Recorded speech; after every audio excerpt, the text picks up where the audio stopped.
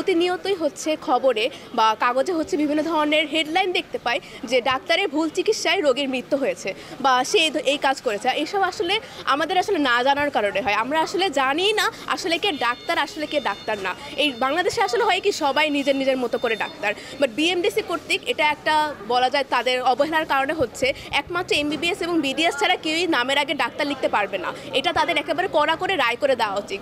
শুধুমাত্র এসএসসি পাশ করা ডিপ্লোমাধারী কিভাবে একজন বলতে পারে যে সে নামের প্রথমে ডাক্তার লিখবে?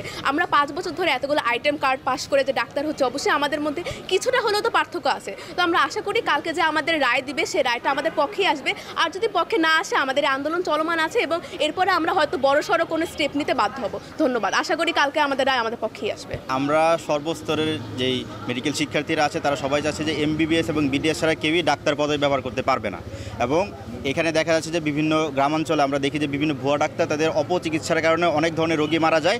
সেই দায়টা কিন্তু আসে আমাদের সকলে ডাক্তার সমাজের উপরে, কিন্তু তারা এই জিনিসটা যে বুঝতে পারে না সেটা আমাদের ব্যর্থতা আমরা বলতে পারি এবং আমাদের সরকারের ব্যর্থতা। তো আমরা চাই আগামীকালের রায়টা অবশ্যই আমাদের পক্ষে আসুক এবং শুধুমাত্র এমবিবিএস এবং বিডিএস ডাক্তাররাই তাদের ডাক্তার পদে ব্যবহার করতে পারবে। অন্য কোনো ধরনের স্যাকমো বলেন, ম্যাথস বলেন, তারা কোনোভাবেই তারা ডাক্তার পদে ব্যবহার করতে পারবে না। এটাই আমাদের একমাত্র সিদ্ধান্ত এবং আমরা চাই সরকার এটাকেই বাস্তবায়ন করুক। উৎসবে খুশি হবে নগদে বেশি, কারণ ঘন্টায় ঘন্টায় আছে গিফট জেতার সুযোগ।